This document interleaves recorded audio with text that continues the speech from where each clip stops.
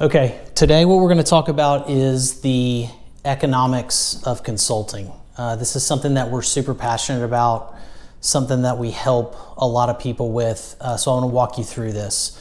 3 pretty easy steps to follow. So the first one is decreasing your taxes increases your ROI. Pretty simple concept, but people tend to not understand that. Right? We'll go into detail. The second concept is you're looking for a stable 2,000 hours. We'll get into the details on that. Then we'll get into the details of the math of how this works out versus being an employee. Okay, so first step. Decrease your taxes, increases your ROI.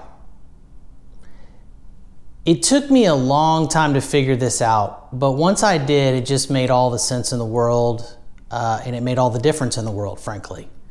So most of the people that are going to be dealing with us are going to be somewhere between 25% and 39% tax bracket, okay? Now, if you think of that in terms of an ROI, and you compare that to the 6 to 10% ROI that you think you can get in the market, which that's pretty tough these days in the market. That's 4 times what you're going to get. So instead of making a 6% return, you make a 25% return. Instead of making a 10% return, you make a 40% return. That's 4 times. Okay? And by the way, that's compounding every year, right? So 4 times, 4 times, 4 times more gets you to a bigger number faster. So there's an element of compounding in this, okay? How does that happen? When you own a business as a consultant, and that's how most of our consultants are set up, is a 1099 contractor. You can be a W-2 employee if you want, but you're losing some of these benefits. By becoming a business, you change how the money flows. There's much better books written on this than me. I'm just explaining a concept that's obvious, and if you want to study it, you can go get more. Robert Kiyosaki, Rich Dad, Poor Dad is a good one. There's a guy named Tom Wheelwright that goes into some of this stuff. But this is the basic concept that I'm oversimplifying for you. You change your situation when you become a business. When you're an employee, you earn money, you pay taxes immediately, and then you spend and keep what's left, right? When you're a business, you earn money, you spend and keep money, and then you pay taxes on what's left. And then you have money after that. So we'll get into the math here after I go through this stable 2,000 hours in a little bit more detail, but changing your tax situation changes your economics. So let me talk about this stable 2,000 hours. That's what we're looking for on these consulting projects. That's what you want, okay? So the first concept is enterprise companies equals long projects. That's why we love enterprise companies. So talk about Fortune 500, Fortune 1000 type companies. These guys always have projects and they last a long time, right? Our typical projects are 18 to 36 months. Then most of our people get extended onto something else. Or if not, we roll them into another client that we have and they rarely see a dip in their pay, okay? So what does that do? That decreases the risk much more than what people really think about when they go into owning a business, being a consultant versus being an employee. So why 2,000 hours, right? That's 40 hours in a week times 50 weeks in a year. That's how you get to 2,000, okay? So what does that tell you? You take whatever your bill rate is, and you multiply that by 2,000, and that's your new salary. Okay?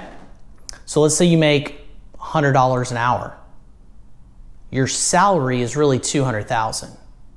Now you also own a business that's got $200,000 of revenue, and you can make decisions on your business about what expenses flow through your business. Probably need a car. It flows through your business. If you're an employee, you make that money, you pay taxes, and then you go buy a car. So now you just got a 35% reduction on the cost of your car. Okay? So let's go into the math a little bit more detail. Okay?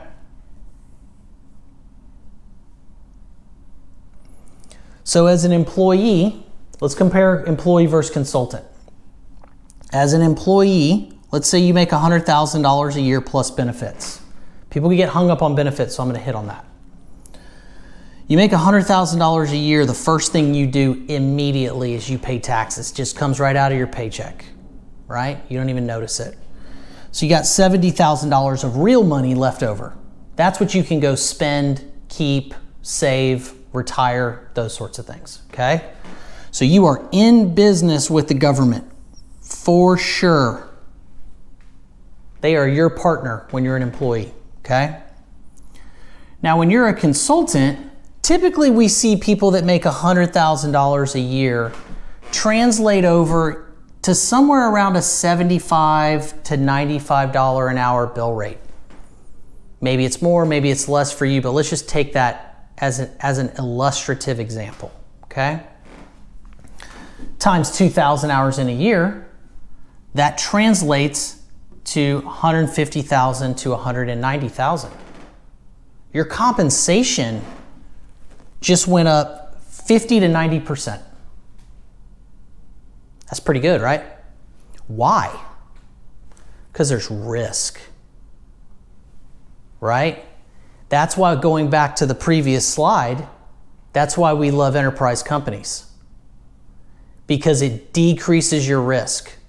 So now you just got all the benefits of a 50 to 90% raise, and you didn't really take on more risk.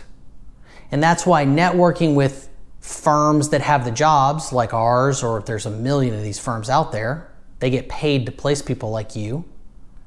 Having that network of those firms is to your benefit, because they're going to land you on the next deal. And there's minimal decrease or minimal downtime, but you got the bump to take on that risk. Okay? So now that you're making 150 to 190, because you're a business, before you pay taxes, you've shifted your taxes from the next thing, you've moved it down the cycle. When you're a business, you get to spend and keep some of your money right off the bat. You need office space. Pay yourself for some office space in your house. You need a car. You need to go out to dinners with your spouse to talk about the business. You need to travel places. You need an iPhone.